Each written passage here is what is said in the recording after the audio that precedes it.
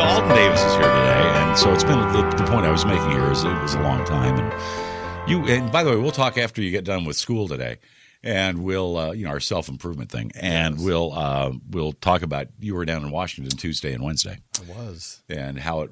What a time! I can give you guys a preview very quickly if you'd like to know. Here it is. Here it comes. Oh, we have dogs in here too? Oh, this is great. Oh, man. Okay. Go to YouTube, Feminist Scream Singing, and if you would like to download it, you certainly may. I don't know that anybody's going to whack you for that. You know what I'm saying? 7:14. Okay, so what are we doing today? And it's so good to be back with everyone this morning. What a long time to be apart with many miles in between. In the past 7 weeks, I have been with numerous groups. And I am sad to report the number of times Coach was in the damage path of bad bosses, trying to rebuild, re-energize, re-engage, refresh wonderful people who are mission-driven, hardworking, heart totally in the game people.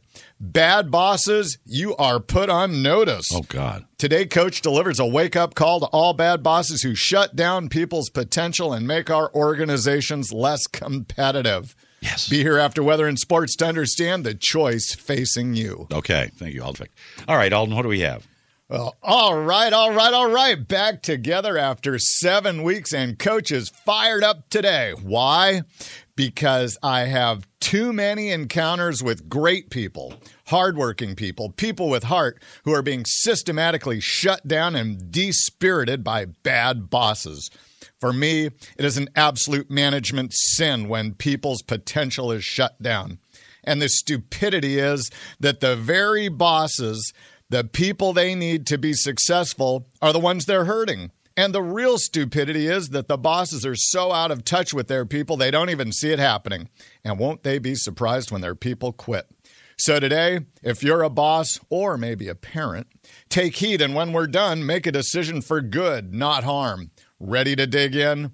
Let's begin with some actual research on the subject. For years, the Gallup organization has been in the middle of studying what makes great bosses great. They found that 24% of workers would fire their boss if they could. That means for every 4 people listening this morning, one of you is having a bad experience at work. How many? What percent? What? 1 out of how many? 1 out of 4. Okay, moving right along. It's pathetic. It is. Surprising. It's a crime. Gallup also found that about 19% of our workforce is actively disengaged. Not just disengaged, but actively disengaged. This means they're spending time thinking about how not to work. This is not because they're bad or lazy people. It is the consequence of bad bosses. DDI research found that the first ingredient in being a bad boss is the erosion of trust, created by sending mixed messages, putting self-welfare first, taking no responsibility, jumping to conclusions, and hiding information or lying. Wow, this sounds exactly like the behaviors experienced by a large group of people I was working with a few weeks ago.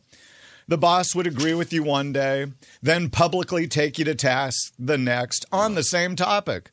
With such a chaotic environment, the people sank lower and lower to stay out of sight. Collaboration stopped, as well as an innovative spirit, leaving the group as the bottom performer compared to their peers. This, to me, is the crime of bad management. The people, their unit, their families, and community are all jeopardized because of one egocentric person, the boss. Coach, I want to be that kind of boss. Can you help me? You bet. Here's how to be the kind of boss who shuts down people's creativity, takes the sparkle out of their eyes, strips them of self-initiation, and punishes them for motivation. First, set the tone with confrontational, accusatory, and aggressive body language. 2, when problems occur, immediately affix blame. 3, interrogate, cut off, and draw conclusions before the person can explain the situation. 4, dismiss them from further involvement, letting them know you now have to clean up their mess. And 5, close with the phrase, "This is not over," so that stewing can begin, and then leave abruptly. I've heard this a lot. Yeah. You may think this sounds extreme, but it is a common experience for many people. At least 1 out of 4. Hey, parents, listen up. For many children, you're no better than a bad boss, and your behaviors are causing your child to shut down. Tragic. Merrill Whitmer works on Wall Street and over the years has been able to work with great billionaire investors like Warren Buffett. In an interview, she was asked if there was a common trait among these people. You may find her answer surprising. She described them as intellectually humble. They knew that their success was dependent on surrounding themselves with great people. They were always open to new data that would help them make the best decisions. It wasn't about proving to others how smart they were. It was about getting people to bring their best thinking to solving the problem.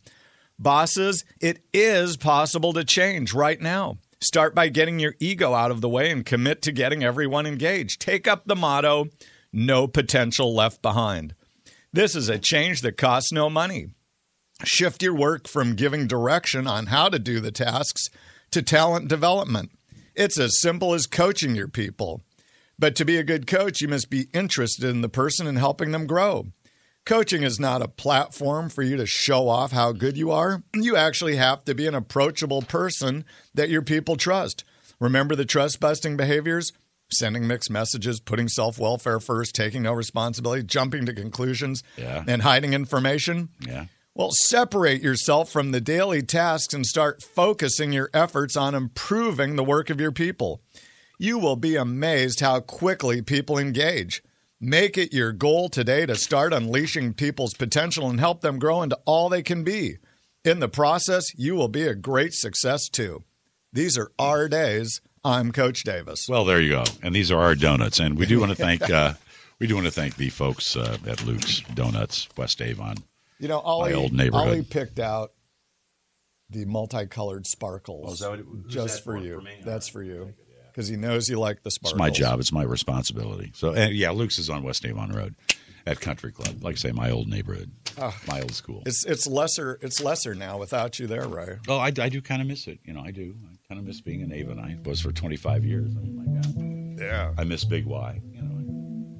Kind of a stupid thing, but I do.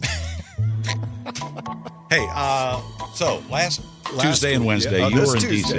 Yeah, this week. That's right. So hang on. We'll get an on-the-scene report. Well, actually, after the fact, but it'll be coming up.